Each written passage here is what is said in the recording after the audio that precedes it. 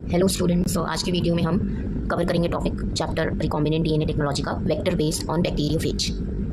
सो bacteriophage जैसा कि हम जानते हैं वो वायरस होते हैं जो बैक्टीरियल सेल पर अटैक करते हैं। ये लिखा भी हुआ है, bacteriophages are viruses that infect bacterial cells by injecting their DNA into them and consequently take over the machinery of bacterial cell to multiply themselves.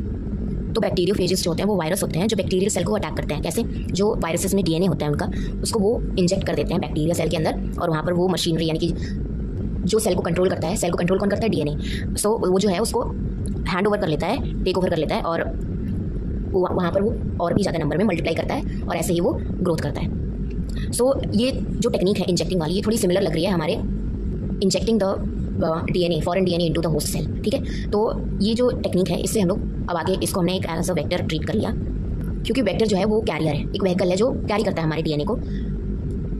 So bacteriophages की इंजेक्टिंग देयर डीएनए वाली technique को use कर हम लोग जो है अपना desired DNA वो इंसर्ट करा सकते हैं into the host cell. The injected DNA hence is selectively replicated and expressed in host bacterial cell resulting in number of phages which eventually extrude out of the cell। इसको बोलते हैं lytic pathway. सो हमें पता है तो कि जो viruses होते हैं वो टू टाइप ऑफ पाथवे को फॉलो करते हैं ग्रोथ के लिए। एक होता है लिटिक पाथवे और एक होता है लाइसोजेनिक पाथवे। लिटिक पाथवे में वो होस्ट सेल को अटैक करते हैं, उनके अंदर मल्टीप्लाई करते हैं, जैसे यहाँ पर लिखा हुआ है, रेप्लिकेट करते हैं और बहुत सारे यानी कि अपने कॉपीज़ बना लेते हैं, और फिर उस वक्त सेल को चीर फाड़ कर बाहर आ जाते हैं। इससे उनका नंबर बढ़ गया। ये हो गया हमारा लिटिक पाथवे। लाइसोजेनिक पाथवे में क्या होता है कि वो अंदर सेल के अपना नंबर जो है वो बढ़ाते रहते हैं, बट सेल को बर्स्ट नहीं होने देते। मतलब कि ये लोग अपना नंबर सेल के अंदर बढ़ाते रहते हैं, लेकिन कुछ साल के बाद या फिर कुछ महीनों के बाद है जो ये इन्फेक्ट करेंगे, यानी कि सेल को बर्स्ट करेंगे, और उससे पहले तक ये लोग अपना बस कॉपी बढ़ाते रहते हैं सेल के अंदर।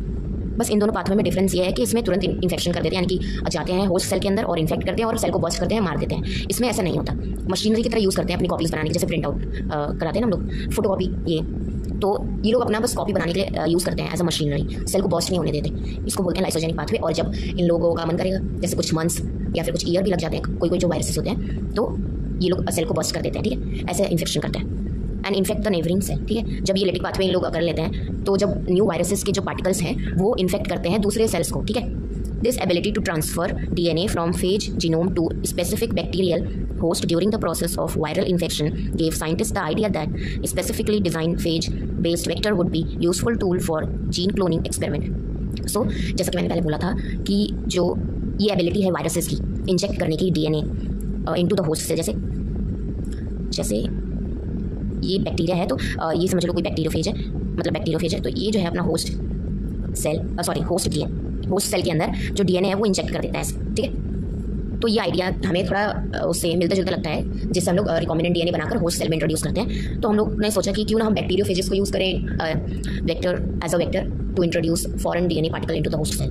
ठीक है, तो इसके लिए हमने two phages that have been extensively modified for the development of cloning vector are lambda and M13 phage। तो ये याद रखना है कि जो कुछ बैक्टीरियोफेजेस जो हैं उनको मॉडिफाई किया गया थोड़ा बहुत और उनको डेवलप किया गया एज अ वेक्टर, और उनका नाम था लैम्डा और M30 फेज। ठीक है, अब इन दोनों के बारे में पढ़ते हैं, इनके कैरेक्टरिस्टिक्स। सो जो पहला है बैक्टीरियोफेज लैम्डा के बारे में हम कैरेक्टरिस्टिक्स देख लेते हैं कि उसके अंदर क्या क्या खूबियाँ हैं। Bacteriophage lambda has a double stranded linear DNA, मतलब डबल स्ट्रैंडेड है बट लीनियर है, सर्कुलर नहीं है, लीनियर है। ठीक है, सीधा है, containing 48514 base pair in which 12 bases on each end are unpaired but complementary। Means कि बैक्टीरियोफेज लैम्डा जो है उसके अंदर डबल स्ट्रैंडेड डीएनए है, यानी कि दो स्ट्रैंड है, और वो लीनियर है। ठीक है, linear. Genome containing 48514 base pair है, मतलब जो एडेनिन थाइमिन के साथ पेयर करता है और ग्वानिन साइटोसिन के साथ पेयर करता है, ये जो बेस पेयरिंग है वो 48514 है, इतने हैं। इन विच 12 बेसिस, और इन्हीं में से जो 12 बेसिस हैं, यानी कि हर एंड पर एक ये लीनियर डीएनए ले लेते हैं और एक ये लीनियर डीएनए लेते हैं, तो दोनों में 12 बेसिस, यानी कि इसमें 12 बेसिस और इसमें 12 बेसिस, दोनों लीनियर स्ट्रैंड ऑफ डीएनए में लास्ट में एंड में, मतलब 12 बेसिस जो है वो अनपेयर्ड है, यानी कि इनके सामने कोई भी बेसिस नहीं है, ये ऐसे ही खुले हुए हैं, फ्लैंकिंग है। और इसका जो इंपॉर्टेंस आता है ये कि ये सर्कुलराइज करने में मदद करते हैं, आगे हम पढ़ेंगे। These ends therefore are sticky end are called cohesive और cos site and are important for packaging DNA into phage head. तो ये जो एंड्स होते हैं वो स्टिकी हो जाएंगे, क्योंकि जब ये सर्कुलराइज होंगे ऐसे, तो जो है ना ये वाले जो ये होते हैं, मतलब ये जो बेसिस हैं ये इसके साथ पेयर कर लेंगे, इसलिए लिखा हुआ है 12 बेसिस जो होते हैं वो अनपेयर्ड होते हैं बट कॉम्प्लीमेंट्री होते हैं। ठीक है, इसलिए वो पेयरिंग कर लेते हैं, इसलिए उनको हम बोलते हैं कोहेसिव या फिर कॉस साइट। जैसा पढ़ा है कोहेसिव एंड और ब्लंट एंड के बारे में, ठीक है। तो ये कॉस साइट होता है, तो इससे ये ना बेस पेयरिंग कर लेंगे ये लोग तो सर्कुलराइज हो जाएंगे, इसकी वजह से ये इंपॉर्टेंट है for packaging DNA into phage head, ठीक है। ये लाइन याद रखना। An important feature of lambda genome is that a large fragment in central region of its genome is not essential for lytic infection of E coli cell. मतलब देखो bacteriophage जो है वो बैक्टीरिया को हार्म करते हैं, मीन्स अटैक करते हैं उनके ऊपर। लेकिन बात ये यहाँ पर ये बोल रहे हैं कि दूसरा जो इंपॉर्टेंट फीचर है इस बैक्टीरियोफेज लैम्डा का ये है कि उसका जो ये जीनोम है लीनियर डीएनए, इसका जो सेंट्रल पार्ट है, बीच का पार्ट, उधर ना जो वो पार्ट जो है वो नेसेसरी नहीं है फॉर लिटिक इन्फेक्शन कराने के लिए। उधर का जो जीन है वो रिस्पॉन्सिबल नहीं है। जैसे हमें पता है कि जीन जो है, जीन से आरएनए बनता है एंड आरएनए से प्रोटीन, देन एक्सप्रेशन होता है उसका। तो ये जो लैम्डा वायरस का सेंट्रल रीजन है वो रिस्पॉन्सिबल नहीं है फॉर एनी लिटिक इन्फेक्शन के पाथवे में, जो भी उसके अंदर प्रोटीन्स चाहिए होती हैं। तो इसके अंदर हमारा ये अच्छी बात हुई, क्योंकि लिटिक इन्फेक्शन कराने वाला चीज़ तो हमें चाहिए, तभी तो वो इंसर्ट करेगा और जो कॉपीज़ हैं वो बन पाएंगी। तो बीच वाला जो पार्ट है वो एसेंशियल नहीं है लिटिक इन्फेक्शन के लिए, इसलिए ये पार्ट में हम लोग अपना जीन ऑफ इंटरेस्ट इंसर्ट कर सकते हैं। क्योंकि अगर हमने कुछ सही जीन को ऑल्टर कर दिया तो फंक्शंस चेंज हो सकते हैं, जो हमें नहीं चाहिए, ठीक है। ये दूसरा इंपॉर्टेंट, फर्स्ट इंपॉर्टेंट ये सब है, एंड देन ये दूसरा पॉइंट हो गया जो इंपॉर्टेंट है लैम्डा वायरस के लिए। Therefore, vectors have been designed such that this region can be replaced by foreign insert DNA, ठीक है। तो हम इस रीजन में फॉरेन डीएनए को इंसर्ट कर सकते हैं। These phage based vector allow cloning of DNA fragment up to 23 kb in size। मतलब कि जो ये फेज है यानी कि बैक्टीरियोफेज लैम्डा, इसके अंदर जो वेक्टर की क्लोनिंग हो सकती है, यानी कि जो इंसर्ट का साइज़ है जिसका हम लोग क्लोनिंग कर सकते हैं वो 23 किलो बेस है। यानी कि जैसे 1 किलो बेस में 1000 बेसेस होते हैं, ठीक है। तो ऐसे ही 23 किलो बेसेस इन साइज़ को ये क्लोन कर सकता है। ये वेक्टर, इतना बड़ा साइज़ ऑफ डीएनए ये वेक्टर क्लोन कर सकता है, ठीक है। तो ये इंपॉर्टेंट पॉइंट्स जो है ये लर्न करने हैं। जैसे कि डबल स्ट्रैंडेड है, लीनियर जीनोम है, इतने बेस पेयर है, और 12 बेसेस जो है वो अनपेयर है बट कॉम्प्लीमेंट्री हैं, इसलिए ये स्टिकी और कोहेसिव एंड्स हैं, और वो इंपॉर्टेंट है for packaging DNA into phage head. और दूसरा जो सबसे इंपॉर्टेंट है वो कि लैम्डा जीनोम के अंदर सेंट्रल वाला पार्ट जो है वो एसेंशियल नहीं है फॉर लिटिक इन्फेक्शन, इसीलिए उसके अंदर हम लोग अपना डिजायर्ड डीएनए इंसर्ट कर सकते हैं। एंड तीसरा ये कि जो इसका वेक्टर का क्लोनिंग साइज ऑफ डीएनए है वो 23 kb इन साइज है। नाउ नेक्स्ट जो हमारा वेक्टर है बैक्टीरियोफेज पे बेस्ड वो है M13। तो M13 के बारे में पढ़ते हैं। M13 is filamentous phage which infect E coli having a pilus protrusion which is selectively present in cell containing a F plasmid called F+ cell. मतलब कि ये जो M13 फेज है वो मतलब ऐसे ई कोलाई को इन्फेक्ट करता है जिसके पास पाइलस है, मीन्स प्रोट्रूशन सेल के सरफेस पे एक पार्ट होता है जिससे जब जो सेल है वो कॉन्जुगेशन करता है, मीन्स अपना नंबर बढ़ाने के लिए, मल्टीप्लाई करने के लिए एक मोड ऑफ रिप्रोडक्शन है, ठीक है। तो इसी पाइलस के थ्रू जो M13 है ये अपना डीएनए जो है इंसर्ट कर देता है into the E coli. Now अब ये डीएनए जब इसके अंदर चला गया देन जो है ये रेप्लिकेशन करते हैं, अंदर डीएनए का नंबर बढ़ाते हैं, एंड जो है नंबर बढ़ाने के बाद ये जो डीएनए बने इन लोगों को नए M13 पार्टिकल में पैक कर बाहर निकाल लेते हैं इसी पाइलस के थ्रू। ये लोग सेल को मारते नहीं हैं, ठीक है, मतलब सेल को बर्स्ट नहीं करते, ऐसे ही इन लोगों का वो चलता है साइकिल। और ये F+ प्लाज्मिड जो है, मीन्स F प्लाज्मिड, ये जिस सेल के पास रहता है उसके पास से पाइलस होता है, मीन्स प्रोट्रूशन होता है, ठीक है। ये लिखा हुआ है उसमें बुक में। The genome of M13 phage is single stranded circular DNA of 6407 base pair. So तो जीनोम जो है M13 का वो सिंगल स्ट्रैंडेड है, यानी कि एक स्ट्रैंड है, और ये जो है ये सर्कुलर डीएनए जिसके अंदर 6407 बेसेस प्रेजेंट हैं। यहाँ पे बेस पेयर लिख दिया, लेकिन सिंगल स्ट्रैंडेड में बेस पेयरिंग कैसे हो सकती है? तो ये बेसेस होने चाहिए थे, इतने बेसेस हैं इसके अंदर, बट जो बुक में लिखा है हमें भी आंसर में वही लिखना है बोर्ड के, ठीक है। एंड यहाँ पे कभी कभी डिफरेंसेस भी पूछ लेता है कि बैक्टीरियोफेज लैम्डा और M13 में डिफरेंसेस क्या है, तो सब कुछ विजिबल है। सिंगल स्ट्रैंडेड है, ये डबल स्ट्रैंडेड है, ये सर्कुलर है, ये लीनियर है, ठीक है, और बेसिस का difference. Now foreign DNA can be inserted into it without disrupting any of essential gene. अब ये बोल रहे हैं कि जो फॉरेन डीएनए यानी कि हमारा इंसर्ट हम लोग इंसर्ट कर सकते हैं इनटू द M13 का जीनोम जो है विदाउट डिसरप्टिंग, मतलब बिना छेड़े एसेंशियल जीन को, यानी कि कुछ M13 के जीनोम में भी कुछ ऐसे पॉइंट हैं यानी कि पार्ट हैं जहाँ पर एसेंशियल जीन्स नहीं है, तो वहाँ पर हम लोग अपना इंसर्ट जो है वो इंसर्ट कर देंगे तो कोई प्रॉब्लम नहीं आएगी।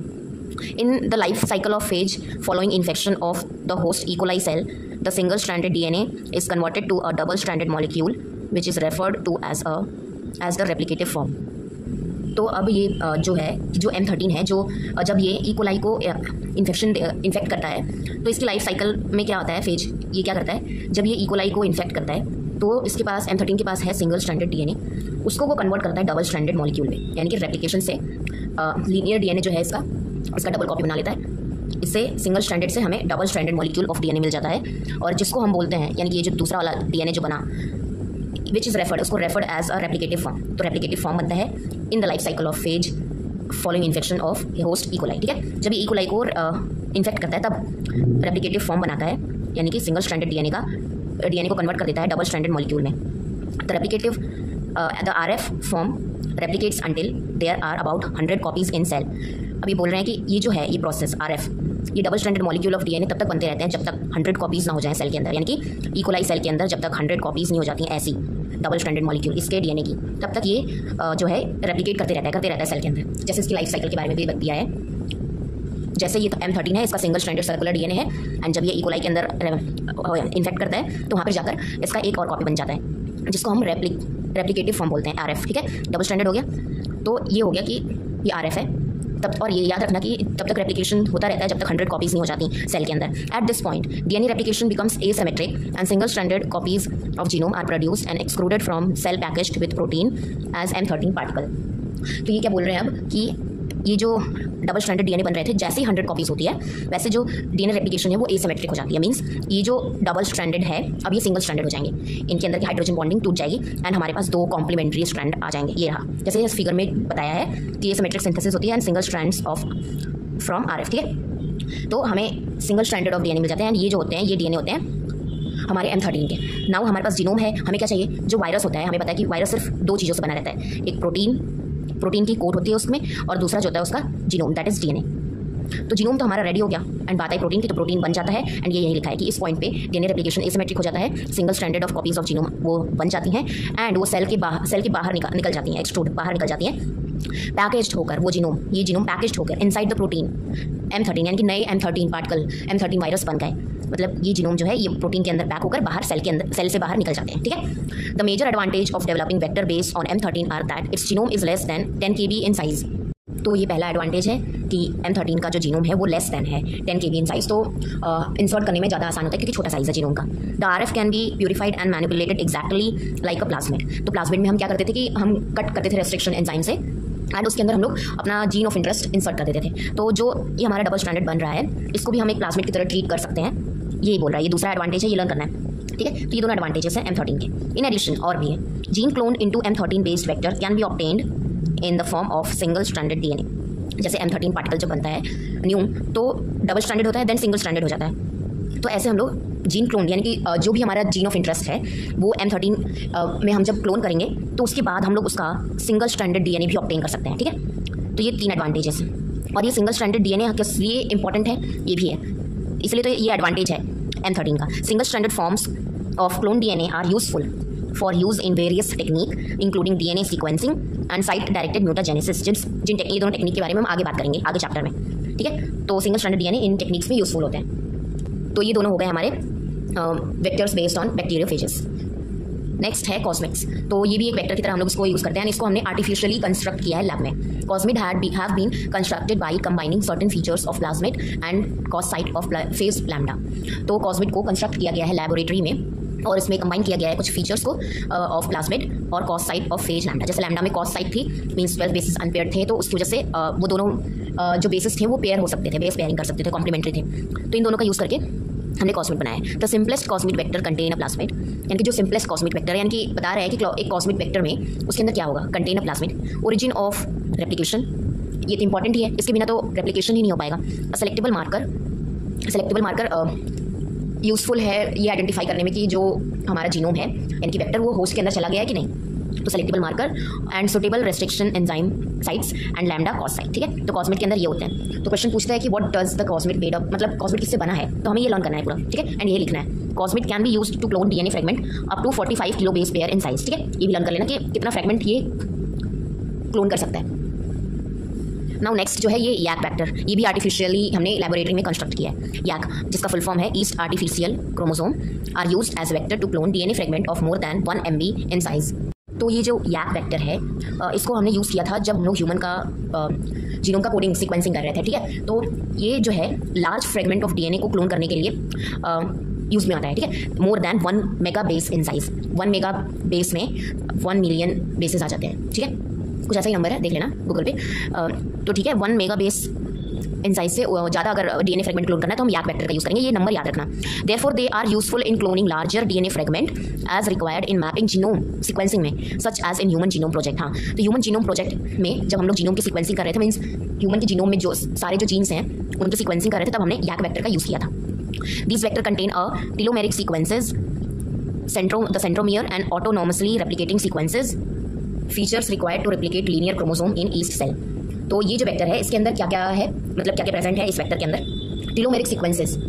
तो टेलोमेरिक सीक्वेंसेस जैसा हम जानते होंगे कि क्रोमोसोम जो होता है उसके एंड में होते हैं टेलोमेरिक सीक्वेंसेस जो प्रोटेक्ट करते हैं क्रोमोसोम को, ठीक है। टेलोमेरिक सीक्वेंसेस होते हैं, सेंट्रोमियर होता है, ऑटोनोमसली रेप्लिकेटिंग सीक्वेंसेस होते हैं, यानी कि ओरिजिन ऑफ रेप्लिकेशन होता है जिसकी वजह से रेप्लिकेशन होते रहता है बार बार। And features required to replicate linear chromosome in each cell. और जो फीचर्स रिक्वायर्ड हैं लीनियर क्रोमोसोम को, यानी कि लीनियर क्रोमोसोम को रेप्लिकेट करने के लिए वो फीचर्स अवेलेबल होते हैं। ये सिर्फ लर्न कर लो, समझना हायर क्लासेस में।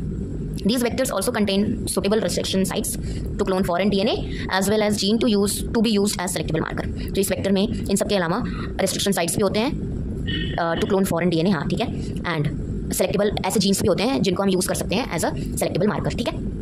नाउ नेक्स्ट जो है वो है BAC vector. BAC vector bacterial artificial chromosome are vector based on natural extra chromosomal plasmid from E. coli, the fertility or F plasmid। A back vector contains genes for replication and maintenance of F plasmid, a selectable marker and cloning site। तो हर vector का जो important feature है वही है कि एक origin of replication होना चाहिए and maintenance of F plasmid इसमें एक नया है, सेलेक्टेबल मार्कर होना ही चाहिए, क्लोनिंग साइट जहाँ पे हम लोग अपना इंसर्ट इंट्रोड्यूस करेंगे, मीन्स रेस्ट्रिक्शन साइट्स। तो ये सब हो गए बैक वेक्टर, ठीक है। This vector can accommodate insert up to 500 KB। ये याद रखना, इसके अंदर कितना मतलब कितना बड़ा फ्रेगमेंट हम डीएनए का रेप्लिकेट कर सकते हैं, क्लोन करा सकते हैं, मतलब तो 500 KB का, and used in genome sequencing project, ठीक है। एंड देन ये टेबल दी हुई है जिसमें वेक्टर टाइप और इंसर्ट साइज लिखा हुआ है। तो प्लाज्मिड में जो रेंज आती है 0.5 to 8, यहाँ तक जो फ्रेगमेंट है वो क्लोन कर सकता है। Bacteriophage lambda 9 to 23 kilo base में, cosmid 30 to 40 kilo base, BAC vector 50 to 500 KB and YAC 250 to 1000 KB, ठीक है। Now next जो है animal and plant viral vector. You have already learned how bacteriophages have been used to derive suitable vector for gene cloning experiment in E. coli। तो हमने कैसे bacteria यानी कि bacteriophages को मैनिपुलेट करके उसको एज अ वेक्टर ट्रीट कर लिया एंड इससे हम लोग अपना क्लोनिंग एक्सपेरिमेंट कर सकते हैं। Similarly virus that infect plant and animal cell all have also been manipulated to introduce foreign gene into plant and animal cell. तो वैसे ही ये बोल रहे हैं कि जो वायरसेस हैं उनको हमने मैनिपुलेट कर लिया है जो इन्फेक्ट करते हैं प्लांट सेल को और एनिमल सेल को, ताकि उनको यूज़ करके हम लोग इंट्रोड्यूस करा सके foreign gene into plant and animal cell. तो natural ability of virus to absorb to cell मतलब सेल के अंदर अपना डीएनए जो इंट्रोड्यूस करते हैं, introduce their DNA and replicate have made them ideal vehicle to transfer foreign DNA into eukaryotic cell in culture. तो virus का mechanism ही यही है कि वो जो है ना, जो सेल है उसको उसके अंदर सिर्फ अपना जो डीएनए है वो भेज देता है, एंड यही तो हमें चाहिए। वेक्टर का काम ही वही है, व्हीकल की तरह एक्ट करना। वो होस्ट के अंदर जाएगा, वहाँ पर रेप्लिकेशन होगा एंड हमारा जो इंसर्ट है वो उसका नंबर बढ़ाना है हमें, ताकि उसका जो एक्सप्रेशन हो एंड उसका प्रोडक्ट हमें मिले। तो वायरस की यही प्रॉपर्टी को हमने यूज़ किया है एंड उसको वेक्टर की तरह ट्रीट करा दिया है। A vector based on simian virus 40 SV40 was used in first cloning experiment involving mammalian cell. तो क्वेश्चन पूछता है कि मेमेलियन सेल में जो पहला फर्स्ट क्लोनिंग एक्सपेरिमेंट किया गया था उसमें कौन सा वेक्टर यूज़ किया गया था? तो वायरस बेस्ड वेक्टर यूज़ किया गया था, साइमन वायरस 40, ठीक है। A number of vector based on other type of viruses like adeno virus, papilloma virus, इन सबको भी यूज़ करके have been used to clone gene in mammals, ठीक है। At present retroviral vector are popular for cloning gene in mammalian cell. ये याद करना है। In case of plant, viruses like cauliflower mosaic virus, tobacco mosaic virus and Gemini virus have been used with limited success। तो ये plant के cases में हो गया एंड मेमेलियन के केसेस में इन सब के नाम याद रखने हैं। नाउ नेक्स्ट लेक्चर में हम होस्ट सेल इन आगे का टॉपिक कवर करेंगे। सो अगर कोई डाउट हो तो कमेंट सेक्शन में पूछ लेना and thank you so much.